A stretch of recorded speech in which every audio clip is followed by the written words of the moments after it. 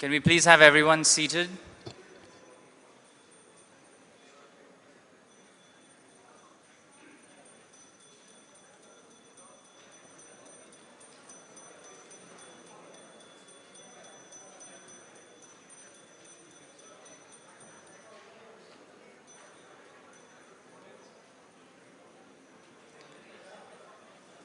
All right, good evening.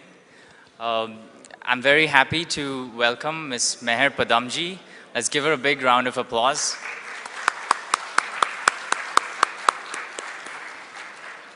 Ms. Meher Pudumjee is the chairperson of Thermax, and she's played a very leading role in growing the organization to the leading level that it is today in the industry.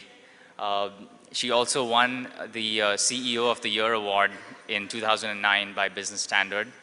And Meher has a rich experience in a lot of social work apart from her professional work. And today we'd like to have a very free-flowing conversation with all of you on how the youth of India can be the benchmark for the world. So please feel free to interrupt, to ask a lot of questions. I think Meher also has some questions to ask you. So I look forward to it.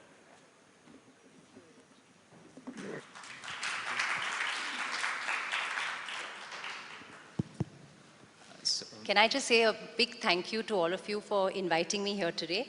It's always wonderful to come back to CII. I have very, very fond memories of working with many of you over here, probably 10 years ago, 8 years ago.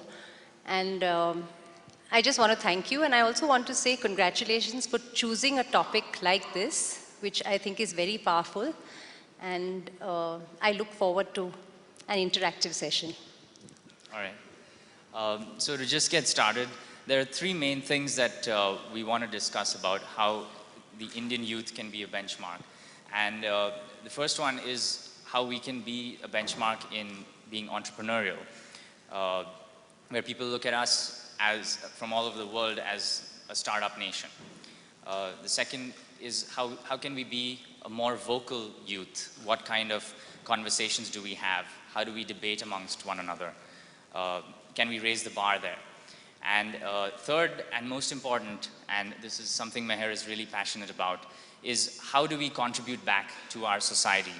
How are we building a better Indian society and pushing the envelope all over the world about how a rich democracy should function? So Meher, just wanted your initial ideas on what is either lacking in our entrepreneurial ecosystem, or what do you think should be done? I know we spoke about the education system and what the kind of intervention required there. So if you can just give your ideas. Actually, India, I think India is a nation that has huge amount of entrepreneurship as compared to, say, China. And I would say that it has a lot more potential than we're actually, we're just scratching the surface at the moment. And I personally feel that what is the one thing that you need as an entrepreneur? If I can ask any of you, if there's that one major thing that you need to be a good entrepreneur, what would it be? Enterprise. Enterprise, risk-taking ability, persistence, passion, yeah. Sorry?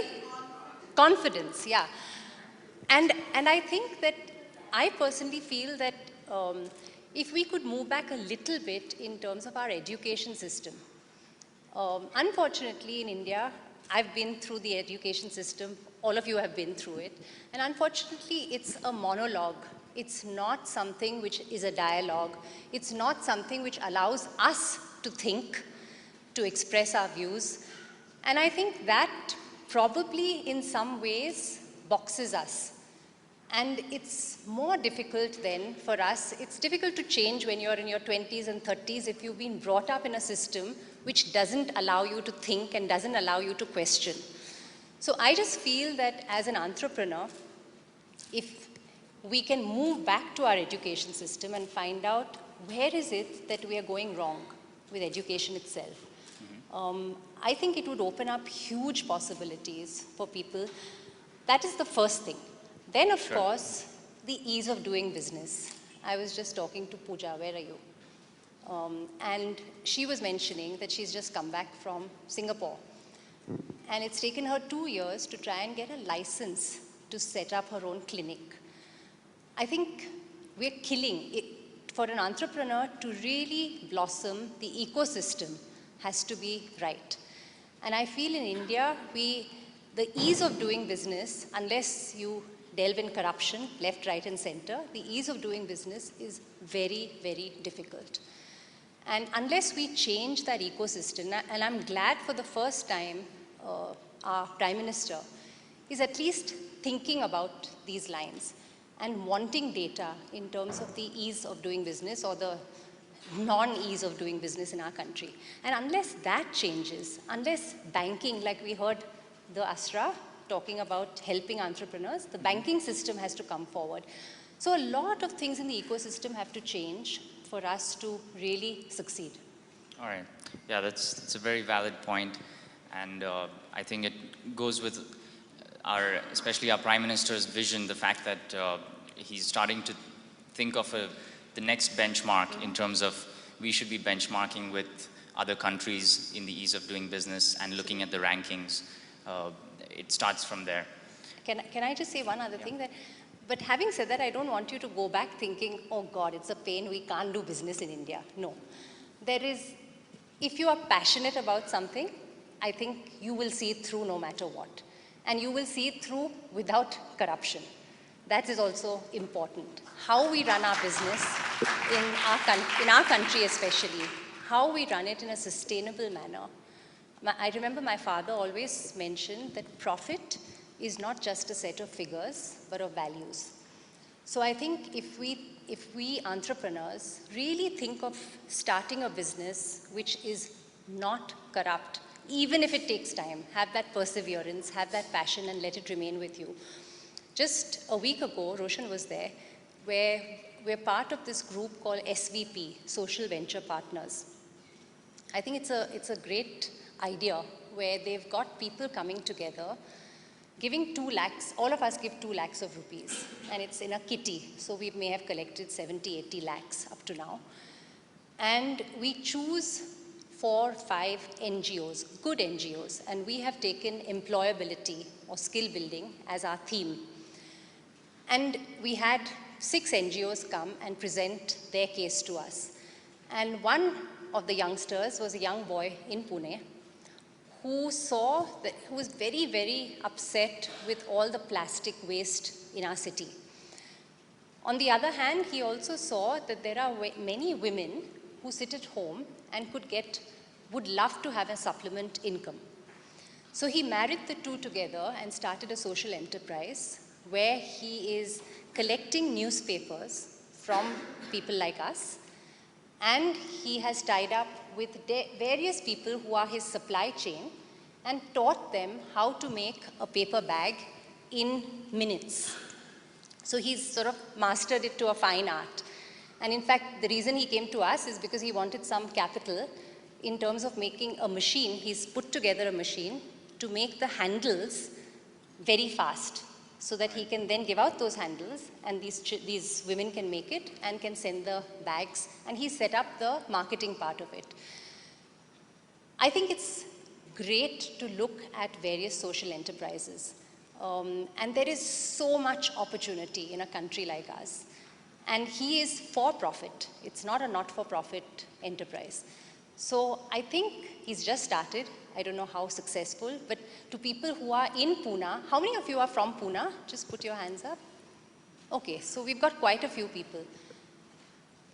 Just think about this guy, and if you guys, if you have businesses, if you can try and set up an ecosystem where you get your employees to bring in their newspapers and you collect it at a point, this man would love to connect with you and collect this because this is his raw material.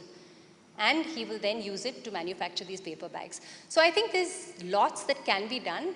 It's taken him some time to get up and running, but he's managed to do a good job. All right, that's a really beautiful concept. And I'm sure it's a good idea to, for YI as well, to explore something like the social venture funds and encouraging it. So I'd like to ask, open the audience for any questions. Yeah.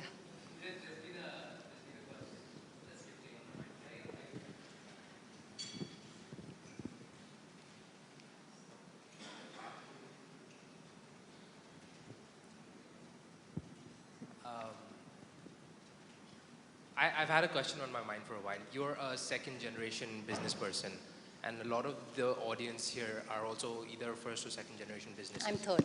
Third generation, yes. So a lot of the times in running business, we don't think of professionalizing the company, and that's something that you have done specifically on your own in your family environment. And you've taken that scale component and actually executed it and brought professionalism into the company, moved out as an executive director. How do we as second generation, third generation business people do that in our own companies? First of all, I'd like to say that it started off almost with my father.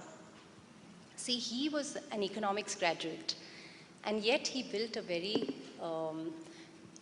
good engineering company. So he had no clue about engineering, okay? But of course, he learned very quickly on the job, but he wasn't an engineer by profession. So he was very dependent on people around him to do a good job. And I think it starts with the entrepreneur. How much do you trust your people? How much do you empower your people? How do you create entrepreneurs within your environment? So our company almost, I sometimes equate it to like a venture fund, okay, when it started with my dad. So we started with boilers. There was somebody in the company who said, listen, I have a great idea. There is this company in Japan that manufactures chillers and uses steam to produce cooling.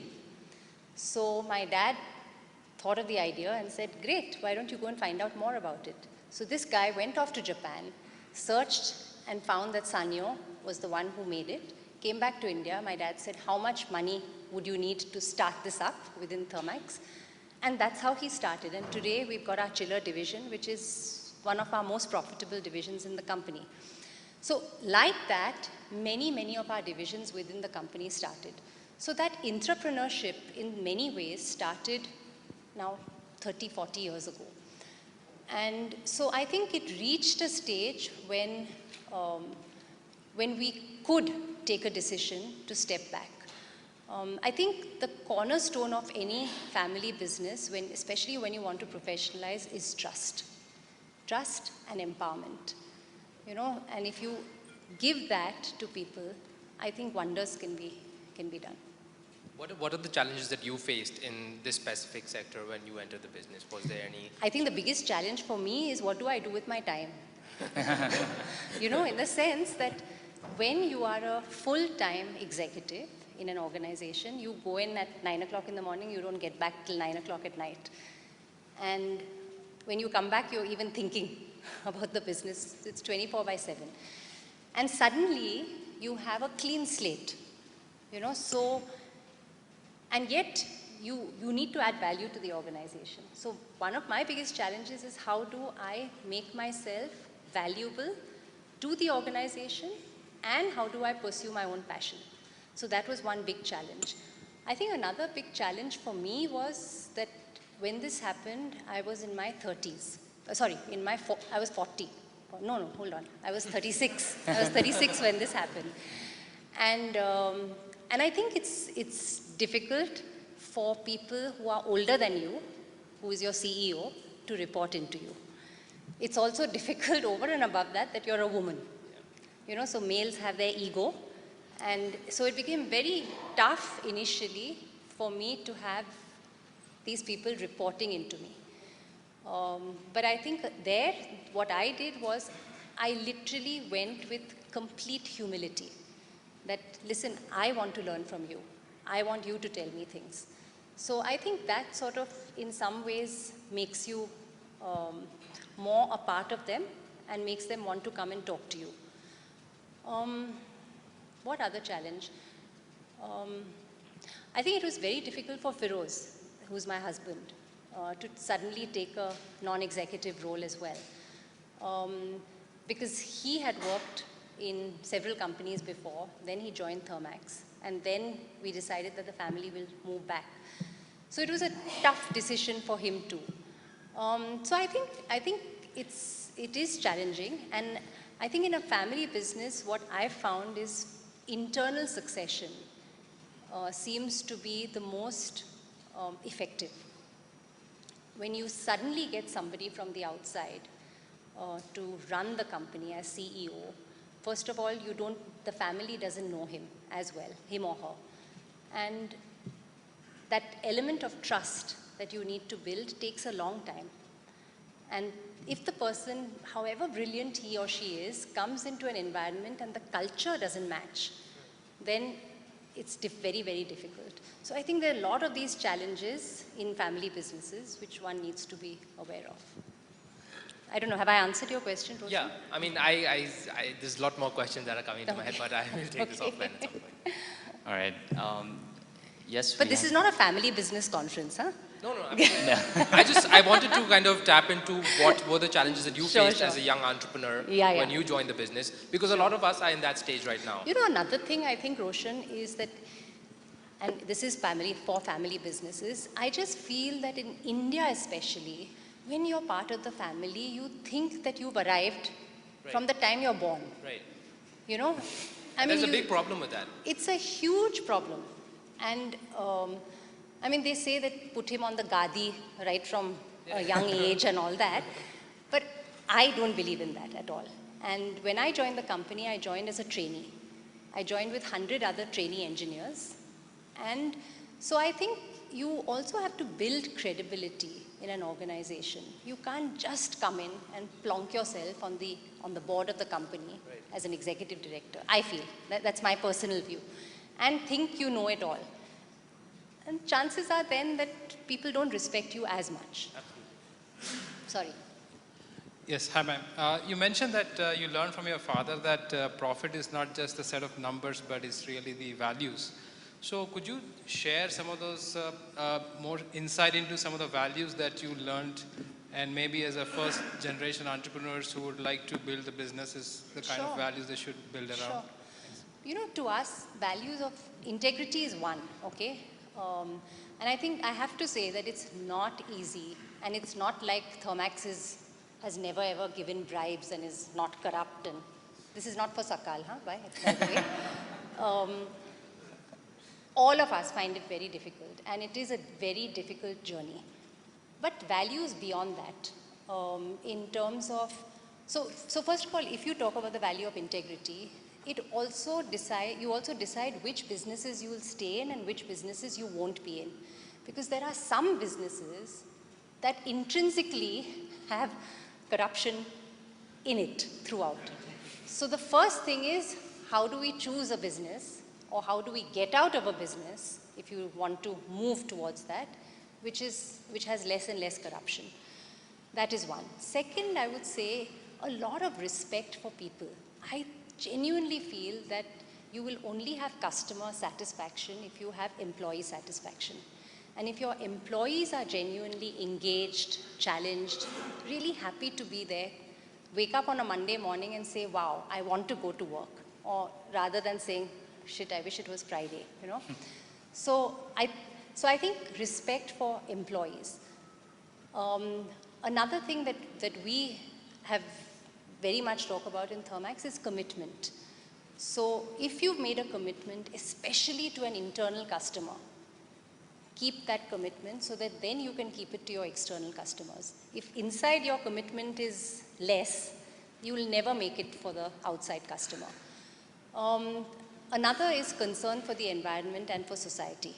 So way before this 2% CSR bill came out, I mean, we've been interacting and doing things with society many, many moons ago, almost when we started the company. I'd just go back also in terms of respect and recruitment. And I would ask all of you, in fact, to think about how much bias do we have when we recruit people in our organizations? It's something for all of us to think about. And this bias could be gender bias, it could be religious bias, it could be caste bias, it could be appearance bias. And I'll give you one example of what we went through. My husband and I were in the UK and running our little business over there many years ago. And my mom had come, she was the head of HR at that time. And we both had to recruit a secretary. And so we had all these secretaries coming in for interviews. And I remember this one lady came in a leather suit on a bike. And both my mom and I looked at each other and we said, I don't think this lady is going to fit into our kind of culture, system, whatever it is, you know. A bias, huge bias, okay? Why? And she walked in and we interviewed and we had a fantastic conversation which lasted probably an hour and a half, at the end of which we thought she was the perfect fit for the job. And she ended up with us for the longest period. So think of some of the biases that we go through. My son has come back from the US on one of his holidays. He's at university there with a earring in his ear. My husband finds it very, very difficult, you know, to accept that he can go for a job with this earring. So every day they had this little skirmish, please take off your earrings, Zahan. And Zahan will say, why? You know, why should I? And I think we have to accept the fact, it's okay, big deal. You know, let's not sweat the small stuff. Let's look at the larger picture. So I think the way you run your enterprise, the respect that you give your people, the commitment that you want from them, you have to be walking and talking those values. When I talk to our new people who join, I always ask them, have you heard of the company Enron? Have you heard of the company Enron? Yeah?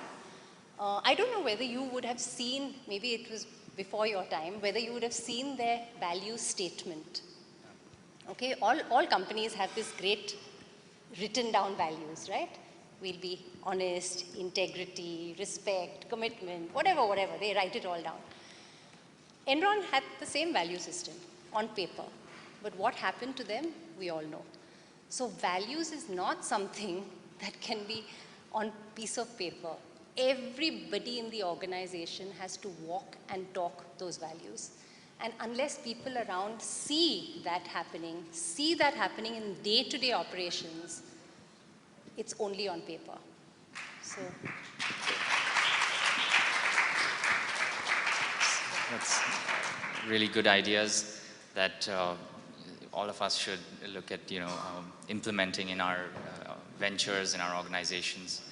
So going back to disruption, what are the kind of issues or ideas that we as a country are not challenging and that the youth could start challenging in terms of asking about the status quo? And I'd like to hear ideas from the audience as well. But if you can get started. Sure, you know, Viraj, I genuinely feel that, and for this I always quote Pradeep Bhargava. I don't know how many of you all know Pradeep. He was in Cummins for many years, and he's on the board of Cummins now. He always talks about individual social responsibility, because it's so easy for all of us to point fingers at others, saying, why isn't the government doing this? Why isn't my company doing this? Why isn't this one doing this? But I honestly feel that it's be the change that you want to see. You have to be the change. So, in fact, Pradeep started off by when Pune used to get a lot of load shedding, probably 10 years ago. He started a scheme where everybody runs their gensets in Pune for so many hours, such that there would be less and less load shedding for that period of time. So he just took it upon himself, called a group of people, and got it going. You know, when we were with YI, when I was with YI 10, 12 years ago, we started a program called Labs, which is Livelihood Advancement Business School. Actually started by Dr. Reddy's foundation, but we just brought it to Pune. in order to enhance employability. So I think it's everybody can do something rather than pointing a finger. I just feel very strongly about that. And I feel that more and more I feel that business cannot survive in a society that fails. You know, so if we only talk of GDP growth, if we only talk of profit and loss, if we only talk about cash flows, there's something wrong. It's not sustainable. I think we have to look at the other side, which is the health check. And I don't know, how many of you all know where we are on the HDI? That's the Human Development Index in our country. Where is India on the world map with regard to the Human Development Index? Anyone? 135. We are 135th on the Human Development Index, and yet we pat our backs and pat ourselves on the back and say, great, our GDP is now 6.4%. I don't even know where that figure comes from, because I can't see 6.4% GDP growth at the moment. But it's crazy. So unless we have GDP and HDI moving together, and HDI really talks about education, it talks about health, it talks about income levels. Unless we really move that up, we are not going to be a nation that's going to be sustainable. Today, they say that 64% of India is going to be in the working class by 2025 or something like that, which is a huge amount. And that's why people talk of either demographic dividend or demographic disaster.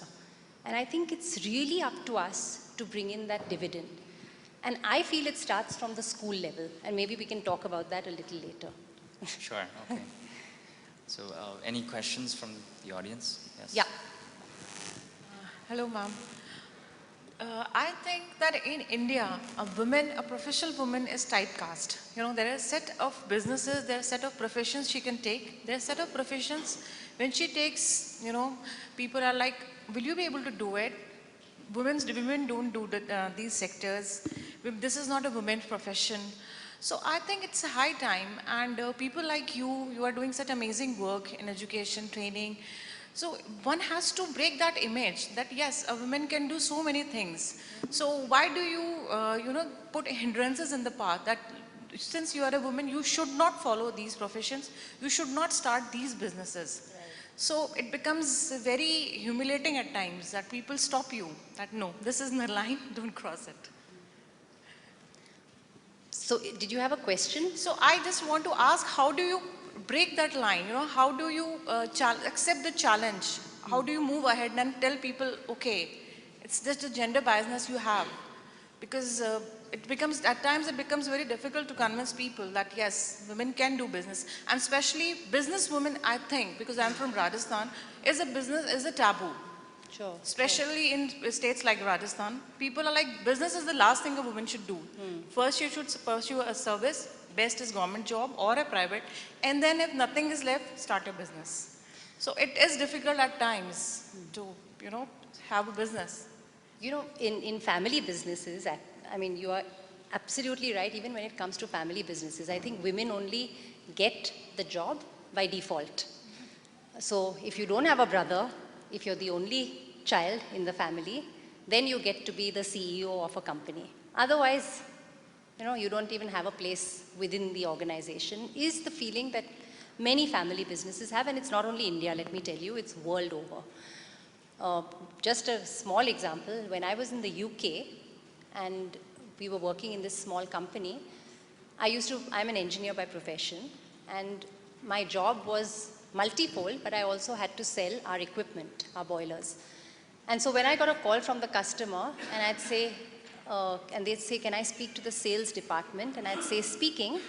They'd say, no ma'am, we want to speak to the sales department, the sales engineer. And I would say, speaking. Meaning it's a man that I want to speak to. And so these are very, very old ways of thinking which persist everywhere in the world. So you're absolutely right. I'll just give you an example. I think in our own company, we have very, very few women. We have only about 6 or 7% women in our own company, and we are wanting to increase that. And every year we have this thing in terms of, but where do we get the women engineers from? So now we've started moving back to the supply chain and seeing which are the colleges that we need to associate ourselves with over time in order to influence and in order to try and identify women in those colleges that we might want to recruit over a period of time.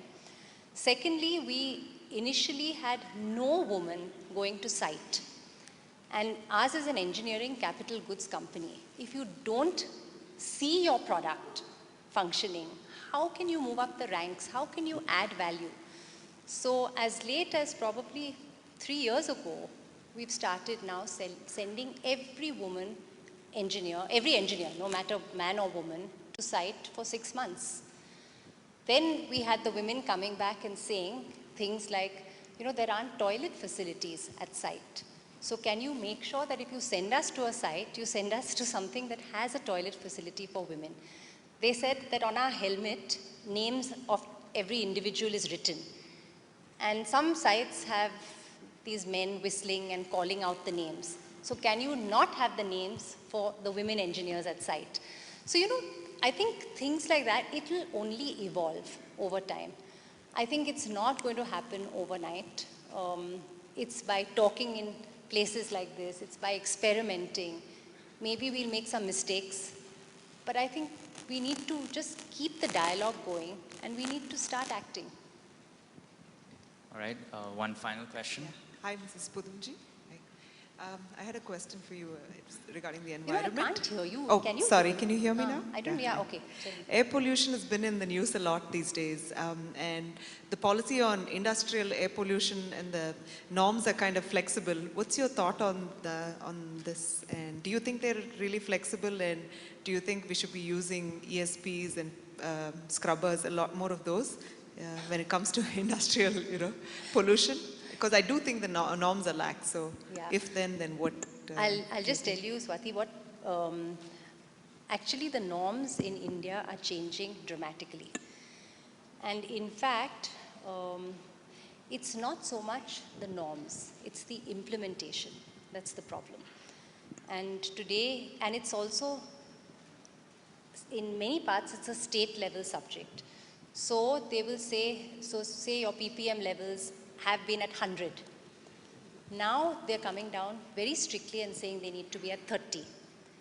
For the first time, even America introduced this only a couple of years ago, and we are thinking of introducing it now, is how do we get rid of NOx and SOx? So, on paper, it's all there. And unfortunately, people will buy an ESP, people will buy a bag filter. Will people use it or will they bypass it? And what is the penalty for doing this? If you have no penalty, what sense does it make? So I think we are a very intelligent nation, and we've thought through many things, but where it lacks is in terms of the implementation. And unfortunately, again, corruption plays a role there. So I think this is where Viraj was talking about the voice of India, and I think it's time that we all spoke about it. And with social media today, it's so much easier to come out and speak about things. But I think we need to be far more vocal, me included. I mean, I sometimes say, I shouldn't say this because what will happen to my business? Will somebody take it out on our business? Like at the moment, I'm really, really annoyed. I don't know if many of you read today's paper. We had a corrupt head of the Education School Board who was caught with 2 lakhs of rupees for the transfer of a teacher. Now, I mean, to my mind, it's really the height of craziness that somebody who's heading the Education School Board, who has to be a role model for all our teachers and our students in the city, is caught with a 2 lakh bribe. So I think we have to be a little more vocal about these things and take it to its logical conclusion. Definitely. Well, I think that's very well said. It goes straight with our vision to be the voice of young Indians globally. And can I say one more thing? Yes. Sorry, if I have 1 more minute, because I really did want to talk a little bit about Teach for India. And I don't know, how many of you heard about Teach for India? Okay, so a few of you. I don't want to delve into it too much, but Teach for India is really a movement which is trying to remove the inequity in education in our country. And just a little bit on the educational front. Today, let me ask you all a question. Would you want to live in, how many of you all would want to live in an integrated society versus a segregated society? How many want to live in an integrated rather than segregated society? Hands up. Integrated, I'm saying. So it's actually less than maybe half. The others want to be segregated? So then what? There's either yes or no. So how many want to be and live in an integrated society? Put your hands up. High. Okay. So the second question that I would ask you, I don't know if you all know about the RTE. Do you know the Right to Education is a new act that came in a couple of years ago. And they say that 25% of students in any school should be underprivileged, economically underprivileged. Would you like to send your children to a school that caters to the rich and the poor? Put your hand up, those who would. I'm happy to see a large number saying yes. Some of you still don't believe it. It's so sad that this act has come in 2 years ago, and there are probably a handful of schools that you can count on your fingertips that have actually allowed this 25% lower income children.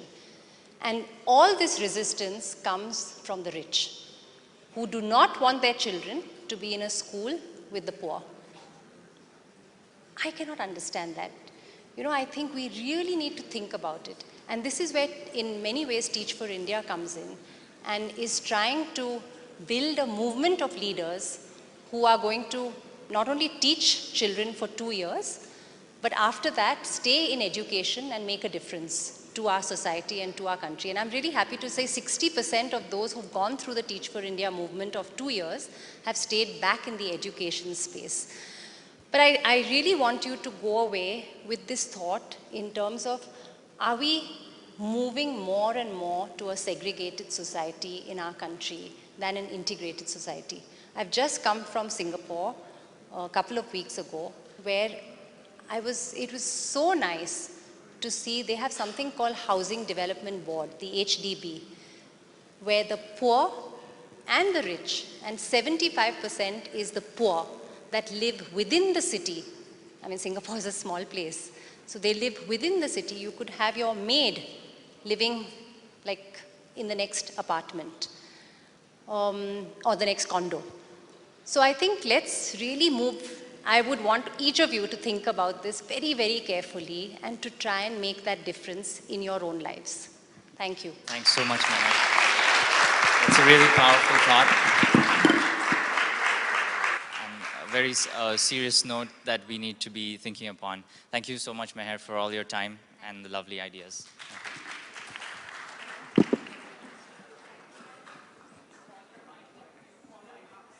Ankit, chila do.